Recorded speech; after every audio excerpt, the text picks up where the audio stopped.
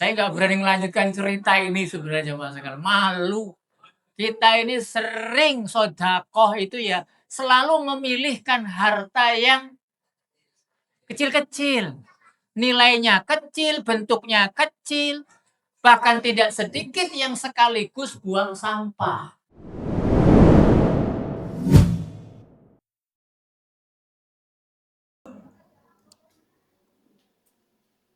Kita akan melihat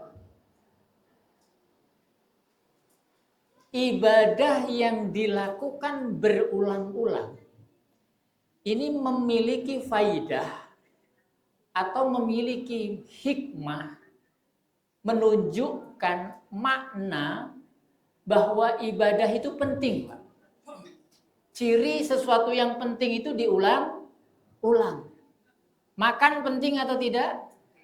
Makanya diulang. Kalau nggak makan, mati. Iya, nggak makan. Maka diulang. Mandi diulang-ulang atau tidak? Cukup tidak mandi setahun sekali? Seumur hidup sekali? Ya kalau mau silahkan. Resiko ditanggung penumpang. Silakan mandi setahun sekali, makan seumur hidup sekali. Nah, kurban ya berulang-ulang, sholat, sholat berulang, menunjukkan sholat itu pokoknya kalau sesuatu yang penting itu pasti ulang-ulang. Contoh, kita punya anak di Jakarta, Pak.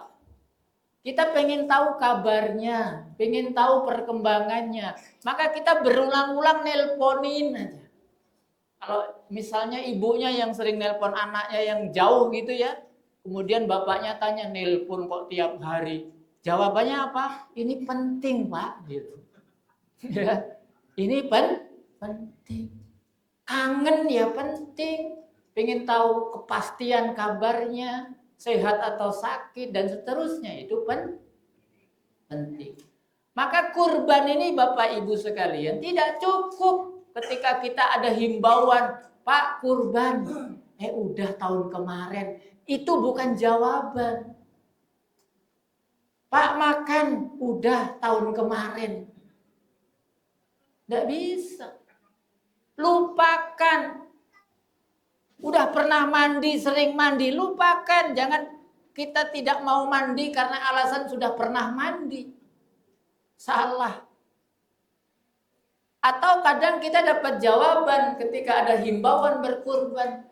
Alhamdulillah kami sekeluarga sudah berkurban semuanya. Alhamdulillah kami pernah mandi semuanya. Sama itu sebenarnya. Jadi yang sudah berlalu lupakan. Kurban-kurban lalu itu lupakan jemaah sekalian.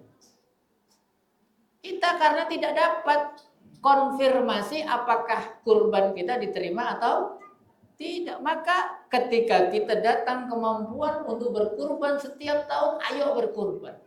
Jangan pernah kita tidak berkurban hanya gara-gara tahun kemarin sudah berkurban. Sudah lupakan saja. Gitu, jangan diingat-ingat. Kalau dosa boleh diingat-ingat. Kesalahan itu boleh diingat-ingat. Saya umpamakan begini.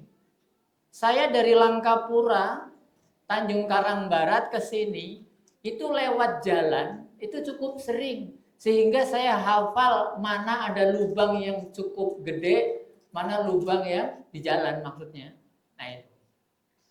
Saya harus ingat-ingat itu supaya ketika wah ini dekat belokan ini atau dekat pom bensin ini atau dekat mana ada lubang, biar saya nggak kejeglong di lubang di jalan tadi. Harus diingat-ingat. Kesalahan juga begitu. Kita ingat-ingat bukan berarti untuk menghantui kita, bukan, tetapi supaya kita mawas diri nggak keulang lagi. Nah ini. Jadi dosa itu boleh diingat-ingat supaya kita tidak mengulangi lagi. Tapi amal solih, ayo lupakan. Jangan kepedean. Mana dalilnya? ar-ra'ahustagh. Nah, mereka merasa cukup dengan ibadah yang sudah dilakukan. Jangan pernah merasa cukup untuk ibadah yang sudah kita lakukan. Dan hal-hal yang bisa mengingatkan kita kepada amal-amal solih itu juga harus kita hilangkan. Apa maksudnya? Contoh, dulu Nabi Ismail ketika mau disembelih oleh Nabi Ibrahim, sudah ditutup kepalanya supaya tidak melihat tajamnya golok. Nabi Ismail berkata, "Wahai ayah, buka tutup mataku." Nabi Ibrahim bilang, "Jangan kayak gitu, nak. Nanti ayah yang sedih melihat ekspresi ketika golok ini mengiris lehermu." Kata Nabi Ismail apa? "Aku tidak ingin terlihat terpaksa dalam menjalankan perintah Allah." Disembelih, Pak. Halo? Disembelih itu nggak ingin terlihat apa? Terpaksa. Ada nggak sesuatu yang lebih besar dan lebih berat dari disembelih? Ibadah kita ini bukan kita yang disembelih, tapi kita yang menyembelih. Berat yang disembelih apa berat yang menyembelih? Padha wae lho. Berat, sama-sama berat jadi Ismail apa berat jadi Nabi Ibrahim? Apa berat jadi Siti Hajar? Dari 3 orang ini siapa yang merasa paling berat? Ya, merasa paling berat namanya emak merasa paling berat. Karena apa? Yang menghamili. Kok menghamili? Yang mengandung gitu ya, maksud saya. Yang melahirkan, menyusui nanti dulu. Melahirkan dulu. Yang menyusui, yang merawat. Setiap detik melihat wajah mungil sang bayi. Sudah gede diperintah untuk harus menyaksikan, harus mendengar berita disembelihnya putra tercinta. Nabi Ibrahim gak mau kalah. Saya yang paling berat. Karena apa? Saya yang harus menyembelih. Nabi Ismail merasa paling berat. Saya yang mau disembelih. Makanya 3 orang ini gak ada yang doyan makan setelah mendengar perintah dari Allah untuk menjalankan perintah kurban. Gak ada yang doyan makan. Ciri-ciri orang yang susah itu apa? Gak doyan makan. Makanya kuenya dimakan aja biar gak kelihatan susah itu. Makanya dalam syariat nanti Idul Adha ya Bapak Ibu sekalian, sebelum sholat Idul Adha jangan makan, jangan minum. Itu bukan puasa. Ada riwayat yang melatar belakangi. Ayah kita, orang tua kita Nabi Ibrahim ini satu keluarga nggak ada yang doyan makan, doyan minum. Kenapa? Saking beratnya menjalankan perintah berkurban ini. Saking beratnya, Pak. Ciri-ciri orang yang mikir berat itu dikasih sate kemakan nggak? Saya nggak ketelan. Karena apa? Sedang dalam beban yang berat. Udah nggak enak lagi, nggak ngerasa lagi. Ayo kita empati namanya ya. Jadi berempati. Jadi tidak boleh makan atau minum sebelum sholat Idul Adha. Tolong diingat-ingat itu. Jamaah sekalian. Berat yang kedua, ketika mereka harus memilih. Bapak, kalau bapak-bapak disuruh milih nyembelih anak sama nyembelih istri, pilih mana, Pak? Ibu pura-pura nggak dengar dulu ya, Bu. Ya, ini saya mau nanya bapaknya dulu. Silahkan, Pak, dipilih. Seandainya suruh milih, sembelih anak apa sembelih istri, milih mana?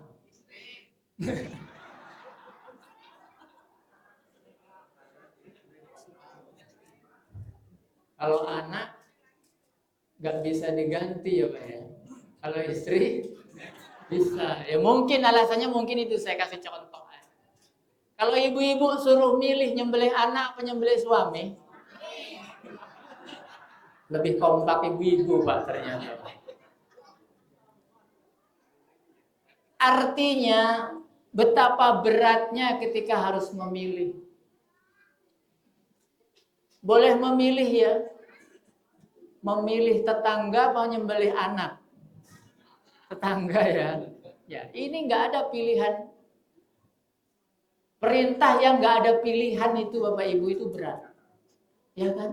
Nggak ada pilihan. Nah, ayo bayangkan siapa diri kita hari ini. Kita ini umat Nabi Muhammad, bukan umat Nabi Ibrahim. Sudah banyak yang dihapus hukum-hukum zaman Nabi Ibrahim. Kita sudah dimudahkan jauh sekali. Kita diperintahkan bukan untuk nyembelih suami, bukan untuk menyembelih istri, bukan untuk nyembelih anak. Nyembelih sapi itu pun boleh 7 orang. Kok masih merasa berat? Mau jawab pakai jawaban apa ketika nanti kita ditanya oleh Allah?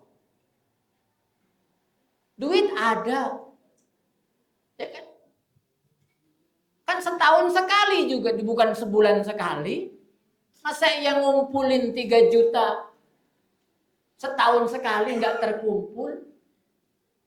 Aslinya mudah sebenarnya. Cuman kita nggak mau kadang-kadang ya. Nggak mau berpikir sunnah ini katanya. Ya Allah jangan. Nah ini betapa beratnya kalau kita bandingkan perintah Allah kepada Nabi Ibrahim, kita bandingkan dengan perintah kita. Sebenarnya aslinya Allah tidak memerintahkan Nabi Ibrahim untuk menyembelih Ismail alaihissalam. Kalau saya kisahkan mungkin 3 kali pertemuan belum selesai kisah keluarga Nabi Ibrahim. Laqad kana lakum uswatun hasanatun fi Ibrahim walladzina ma'ah. Ada 2 dalam Al-Quran uswatun hasanah itu. Dalam surat Al-Ahzab dan Mumtahanah. Surat Al-Ahzab ada pada Rasulullah Nabi Muhammad SAW. Surat Al-Mumtahanah ayat 4 ada pada diri Nabi Ibrahim alaihis salam.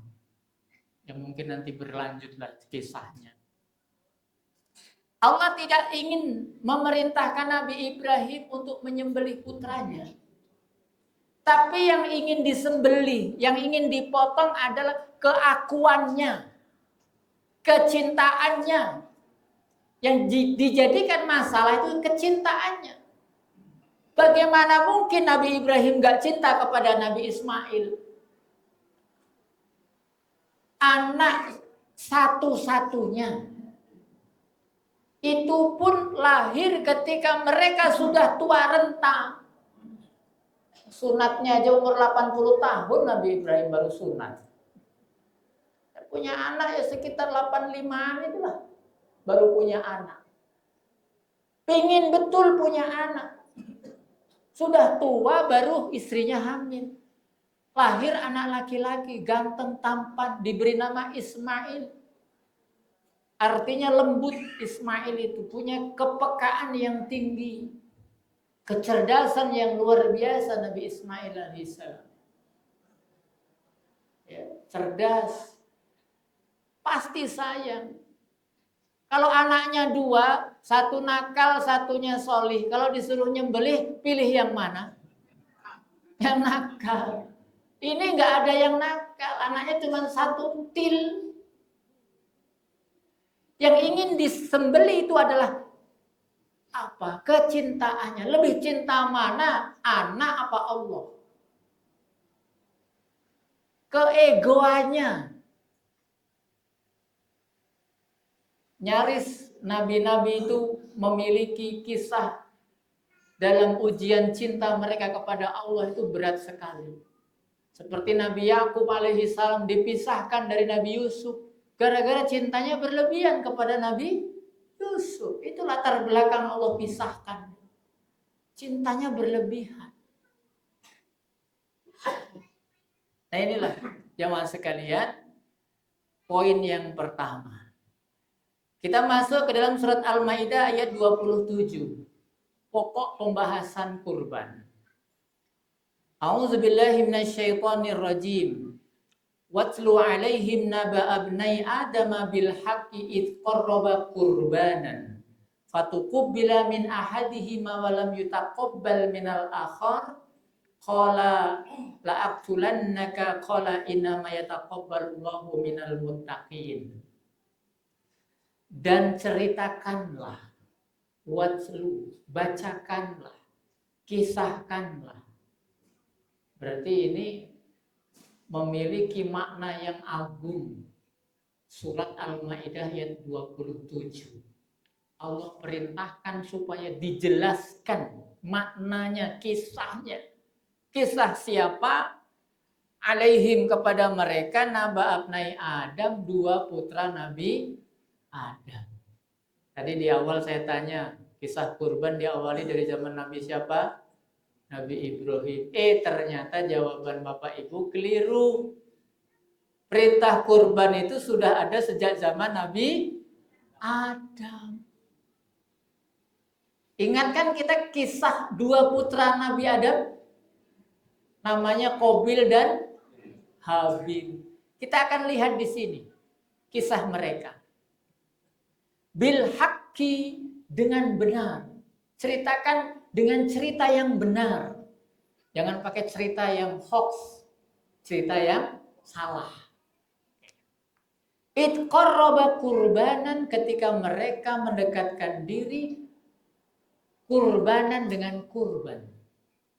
Diperintahkan untuk berkurban. Qabil punya pekerjaan sebagai petani, berkebun. Habil sebagai peternak. Dua profesi ini adalah profesi kebutuhan dasar hidup manusia. Makanan manusia, kalau nggak tumbuh-tumbuhan, ya dari hewan. Ini merupakan nikmat yang besar dari Allah. Kalau kambing doyan soto nggak? Nanti diprotes sama dunia perkambingan, kamu kayak manusia aja rakus. Soto ayam dimakan, nggak ada kambing yang makan soto ayam. Makanya rumput cukup. Harimau cukup makan daging. Dia nggak doyan daun singkong. Kalau kita manusia, daun singkong dimakan, kambing juga dimakan. Istimewa kita itu, walaqad karamna bani Adam. Kita ini istimewa, dimuliakan oleh Allah. Dari mana? Makanan yang disajikan oleh Allah. Tapi tidak semuanya harus dihabiskan. Harus disisihkan untuk dikurbankan. Jangan dimakan semua. Betul ya? Jangan dihabiskan semua. Sisihkan. Berkurbanlah. Inna a'tainakal kautsar fasholli li rabbika wanhar. Saya juga perlu sampaikan betapa pentingnya kurban ini. Maka ada dua ayat dalam Al-Quran. Allah menyandingkan kurban dengan sholat. Fasholli li rabbika wanhar. Sholatlah dan berkurbanlah. Yang kedua, inna sholati wa nusuki. Nusuki itu kurban. Sesungguhnya sholatku dan kurban wa nusuki wa mahyaya wa mamati lillahi rabbil alamin. Dua ayat itu. Ini menunjukkan pentingnya kurban karena disejajarkan dengan sholat. Kembali ke Qabil Habil. Qabil ini memang pernah lahir di dunia dengan karakteristik Qabil itu orangnya apa kira-kira? Pelit enggak dia? Pelit. Licik tidak? Licik, curang.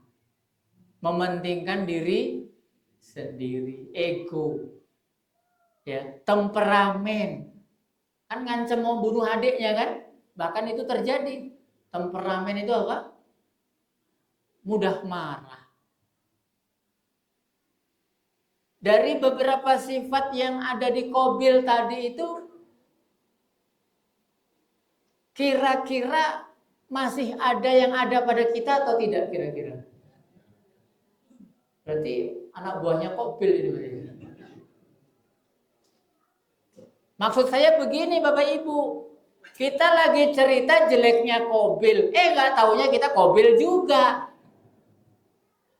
Harapannya ketika kita tidak menyukai sifat-sifat Qabil, ya jauhkan sifat itu dari diri kita. Jangan kita ngomongin kok jeleknya Qabil, nggak taunya kita Qabil juga. Nah, ini pelajarannya, maka disebut dengan watslu alaihim, pisahkanlah supaya punya manfaat. Tipologi yang diperankan oleh Qabil itu seperti itu. Ketika disuruh berkurban tidak Qabil? Berkurban tidak? Berkurban. Tetapi kurbannya diterima apa ditolak? Ditolak. Kenapa ditolak? Memilihkan yang jelek, yang busuk, tapi tetap sudah berkurban. Sudah berpartisi. Maaf jamaah sekalian, mari kita tersinggung. Harus tersinggung. Betapa banyak kita beribadah itu hanya ala kadarnya. Yang penting partisipasi, betul kan? Sholatnya yang penting sudah sholat. Pokoknya apa-apanya itu yang penting sudah gitu. Ala kadarnya. Tidak maksimal, betul? Tidak memberikan yang terbaik. Maaf, dalam kajian saya tadi malam itu saya sampaikan ke jamaah. Jamaah sekalian, termasuk kita ini kalau sholat, kalau pakai baju itu jangan yang asal-asalan. Jangan seperti Qabil, korbannya asal-asalan. Pakai kaos oblong. Kebetulan yang duduk di samping saya pakai kaos oblong. Dia bilang, gerah Pak Ustadz. Untung masjid kita ini AC, udah tambah kipas, nggak gerah ya. Sarung juga itu ya nggak harus baru, tapi harus bersih, digosok. Jangan sudah ngeper, dul. Udah sarungnya murah, nggak pernah digosok itu Bu. Kan itu ada yang nyinceng gitu kan. Peci udah buluk, yang tadinya warna hitam sudah merah. Yang warna putih sudah banyak hitam-hitamnya. Mukena ibu-ibu juga sama. Jangan asal-asalan. Harus punya yang terbaik. Syukur disemprot wangi-wangian. Ya, kecuali ibu-ibu gak perlu wangi-wangi amat. Bapaknya pakai minyak wangi. Kita berikan sesuatu tampilan yang prima. Yang terindah. Terbaik. Kalau dombanya dombanya Habil itu tergemuk, terbersih, termulus, tidak cacat, kan begitu? Maka diterima. Ternyata nggak mudah jadi Habil, Bu. Saya tanya ibu-ibu, kalau diberikan pilihan, jatuhnya di mana pilihan kita? Ibu-ibu punya motor satu Harley Davidson, berapa harganya? Ada yang 250 juta, Mas. Ada yang 500 juta, Harley Davidson. Yang kedua NMAX, ya sekitar 30 sampai 40 juta. Yang ketiga motor Revo, sudah mati pajak, spionnya somplak, bannya sudah tipis. Ada seruan untuk menyumbang, berkurban. Kira-kira yang kita korbankan Harley, NMAX atau Revo jeblok tadi. Berarti kita Habil apa Qabil? Ya Allah. Saya nggak berani melanjutkan cerita ini sebenarnya Mas sekalian. Malu. kita ini sering sodakoh itu ya selalu memilihkan harta yang kecil-kecil. Nilainya kecil, bentuknya kecil. Bahkan tidak sedikit yang sekaligus buang sampah. Ini saya punya baju sama saya sudah sempit, tapi sama kamu kayaknya masih ngepas. Ke rumah ya kalau mau. Ini dari tahun 2000 saya simpan di lemari. Kan sekaligus buang gombal mukio itu namanya. Ya. Sedekah kita selalu seperti itu. Sulit menjadi profil seorang Habil itu. Allah berfirman, lan tanalul birra hatta tunfiqu mimma tuhibbun. Tidak akan masuk surga kalian sebelum memberikan sesuatu yang kalian cintai. Jadi Bapak Ibu, kalau mau sedekah, itu kita lihat benda atau barang itu masih punya nilai yang kita cintai atau tidak. Jangan sudah memang HP mati, diservis ke sana ke sini udah nggak bisa lagi baru disedekahkan. Jadi kiloin nanti itu. Jadi ternyata ya ini kita evaluasi bagi kita yang belum pernah punya sejarah memberikan sesuatu yang masih kita cintai, masih memberikan makna dan manfaat.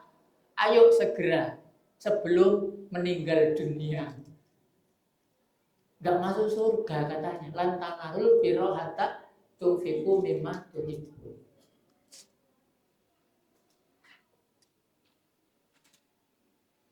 Sudah jam 7 ya. Bisa kurang. Nah, tadi panitia sudah menyampaikan kalau ada jamaah yang mau bertanya, minimal 2 penanya dipersilahkan. Saya khawatir nanti nggak cukup waktunya untuk menjawab. Monggo, sebelum saya lanjutkan, ada pertanyaan dipersilahkan. Bapak 1, Ibu 1 boleh. Tentang materi atau kurban atau apa boleh.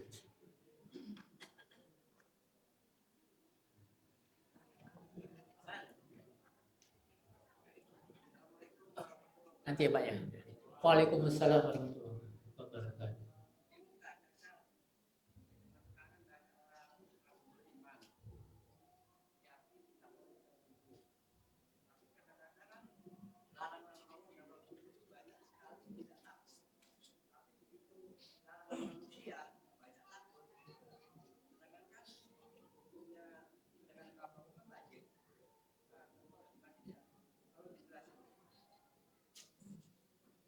Manusia lebih takut kepada hukum manusia daripada hukum Allah. Iya. Saya jawab begini. Di Jawa itu ada pesantren yang kiainya itu cukup galak. Satu hari ada santrinya itu sudah azan, tapi masih belum ambil air wudhu. Nah, kemudian kepergok sama kiainya ini. Loh kok kamu masbuk? Kalau di pondok itu masbuk itu sudah kesalahan fatal. Masbuk gitu ya. Gitu. Nah, dimarah santrinya, dipukul. Nah, gitu. Nah, kemudian setelah selesai sholat disampaikan, kenapa ketika azan berkumandang kamu nggak segera wudhu ikut sholat? Tapi ketika saya ngambil sabet tahu ya Pak ya? Kamu age-age ya, cepet-cepet gitu, tergesa-gesa gitu. Nah akhirnya anak-anak itu lebih takut sama kiainya daripada sama Allah. Ya kan? Santrinya itu ketika ditanya kenapa kamu lebih takut sama Pak Kiai daripada takut kepada Allah. Anak-anaknya bilang begini, kalau Allah nggak pernah nyabet tapi kalau Kiai nyabet. Jawabannya begitu. Ya ini sebagai jawaban bahwa Allah itu menunda azabnya, ya kan? Menunda. Tapi kalau pahala terkadang nggak ditunda, tapi banyak juga yang ditunda. Ini ujian keimanan memang. Wallahu a'lam. Itu aja Pak jawabannya.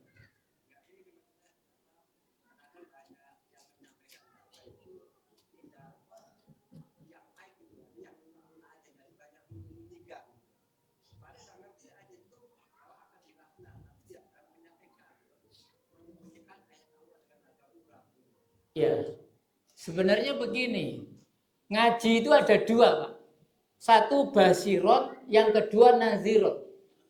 Basiron lebih diutamakan daripada naziron. Kabar gembira lebih diutamakan daripada azab, menakut-nakuti atau ancaman. Begitu.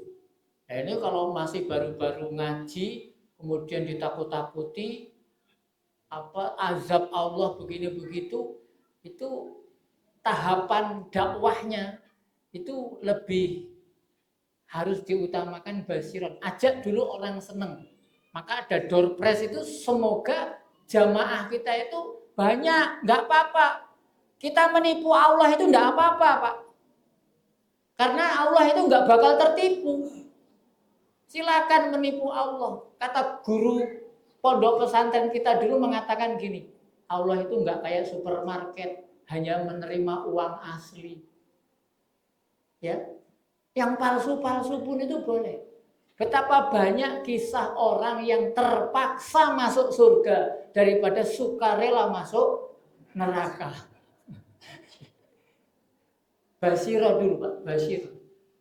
Basyiru wala tunaffiru, yassiru wala tu'assiru. Nah itu awal. Nah nanti kalau sudah mateng baru kita ajak bahwa kesalahan sedikit di mata orang alim itu akan kelihatan, tapi jangan ini ditampakkan kepada orang awam, Pak. Masuk surga itu mudah. Seandainya orang tahu betapa mudahnya masuk surga, maka tidak akan ada yang berputus asa. Dan betapa jika ada orang yang tahu betapa mudahnya masuk neraka, maka tidak akan ada orang yang merasa optimis masuk neraka. Gitu lagi. Betul ya? Maksudnya saya salah ngomong kayaknya ini tadi. Tidak ada orang yang putus asa. Ya pokoknya itu Pak. Nyuwun sewu Pak ya, mungkin pertanyaan Bapak itu sebenarnya bagus. Kalau kita kaji itu satu kajian sendiri itu Pak. Mungkin jawaban saya kurang begitu tepat, ya saya mohon maaf. Insya Allah kira-kira begitu. Monggo Pak ya. Terakhir.